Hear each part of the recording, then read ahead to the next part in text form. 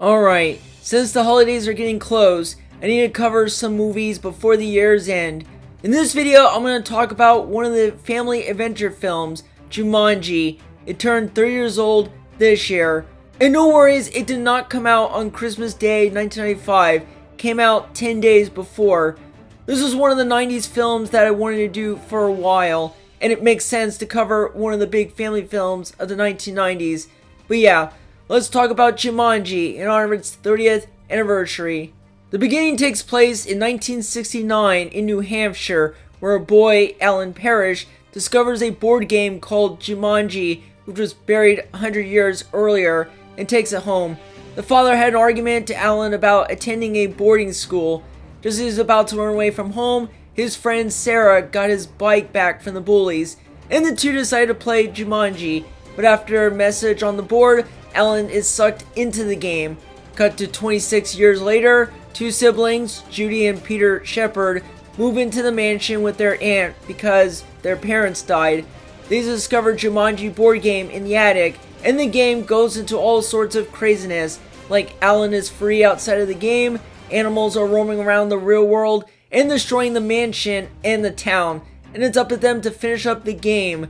But yeah, it's almost insanity when it comes to the story. Speaking of that, I have an interesting history with this movie. My first introduction to Jumanji was a commercial back in 1995 from those Christmas specials that aired them. In fact, if you type in on YouTube 1995 Christmas commercials, it is there. And man, I remember those memories. Then years later, I saw another Jumanji preview, which was on the Stuart Little VHS. Then I saw it on TV multiple times as a kid, but I never watched it all the way. But now, as an adult, this movie is perfectly fine. I would have loved this as a kid, with all the special effects and the idea of a board game coming to life, but as is, it's totally fine. I get why some critics were totally mixed with this movie, but I'm more leaning towards okay, rather than close to being a good movie. Also, Jumanji was based off a book by Chris Van Allsburg, which I didn't read the book as a kid. Okay, let's get into the movie. The beginning was probably the best about the movie. A great setup of Alan Parrish was a young boy, then getting trapped inside the game, in which people in the town thought he died. But as 26 years went by, he finally came out of the game and noticed that everything changed. And speaking of board games, I still like the idea of a board game that comes to life when you play it. And after the movie came out, there was an actual board game of Jumanji. But yeah, I thought more could be done with the idea, but that doesn't make it bad. Also, I like that the hunter Van Pelt is the same actor that played Alan's father, because Van Pelt is basically a caricature of how Alan viewed his father, which is kind of similar to Captain Hook from Peter Pan. Nothing new from that, but it's a nice way to add it. So, before we get to the characters, I want to talk about the special effects. It's both a pro and a con. I will say the special effects on the animals and on the plants are really good. They use practical effects, in which I really like, but they use CGI when it's needed, which is fine to use, and probably the most con is the design of the monkeys. Something you give leeway because of the time period for designing monkeys, but they don't look great. There's far better CGI monkeys in movies now. Also, this special effect when young Alan vanishes into the game, gosh, that effect looks unsettling. Probably my favorite special effect was when the earthquake split the mansion into halves. That's a pretty cool effect. But yeah, the effects are pretty mixed when it comes to this movie. And I just want to say about the animals. No, they did not scare me as a kid. This came out after Jurassic Park, and that was more groundbreaking from that. And I understand from Roger Ebert finding the animals could frighten little kids. Like, again, it didn't scare me. Okay, that's all I got for the special effects. Let's move on to the characters. I'll start with our main lead, Alan Parrish, both as a kid and as an adult. Alan's fine. Robin Williams did a pretty good job, but I would like to give him more comedic tones or dialogue, but it is an adventure movie, so I guess he works fine. I thought his role as Peter Banning in Hook was more believable, and did have silliness in him in that movie, and that worked out very well. Sarah, on the other hand, is good, even more than Alan, and I'm sure Bonnie Hunt playing Sarah of how much fun she is in the movie way more believably, and that totally works because of the game totally being insanity. Judy and Peter are fine. You would thought I would like Kirsten Dunst's performance. I mean, she's alright, but can't top her role as Mary Jane in the Spider-Man movies. Bradley Pierce is a fine choice playing Peter. And by the way, that's the same actor that voiced Chip in Beauty and the Beast. Did not know that until I got older. The end of Judy and Peters is totally fine, but kind of a pointless character.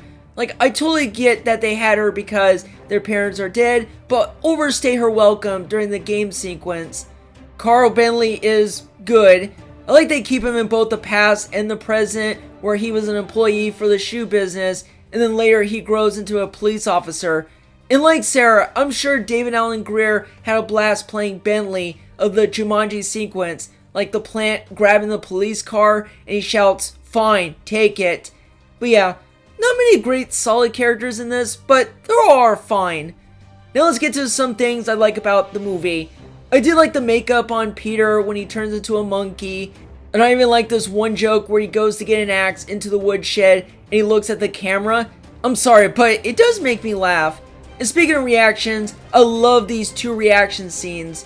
This one is where Alan gets scared of the board game, and the other one was Sarah does the same thing, but it's more funny. I know this movie does have serious tone, but I like when Judy says about what happens to their parents. And now, to some things that I don't like. This scene where Peter told Alan to fix his tail, which honestly, you could have cut and not miss anything. This blurry effect when the pelican steals the board game, yeah, that editing was sloppy. But yeah, that's all the minor things out. Now I can talk about the ending. When Alan rolls the dice on the board that leads to Jumanji, in which he won, taking Van Pelt and the animals back to the game. And it goes back to the past where Alan is not inside the game after all. And during the Christmas party, we see Judy and Peter's parents, in which they convince them to cancel their ski trip, averting their deaths. But yeah, aside from the past change, I think it was good to get an ending to not be sad, if you know what I mean. But yeah, that's all I got for some scenes in Jumanji. The legacy for Jumanji is quite short. Other than being a book and then later made into a board game, it made a little history. It did make a lot of money at the box office, making it in the top 10 for both domestic and worldwide release of that year. But the Jumanji series is not over. In 2017, Sony made a sequel called Jumanji: Welcome to the Jungle, with 2 more sequels coming. In which, I wonder why would they make more Jumanji movies if the first one exists. But who knows, maybe Welcome to the Jungle could be a fun one. But that's all I gotta say about Jumanji. This is a perfectly fine movie when it comes to 90s family films. I'll give it that the movie is nowhere in the guilty pleasures, not by a long shot. But I have more 90s family films that I like more, and far more than some of the bad family films out there.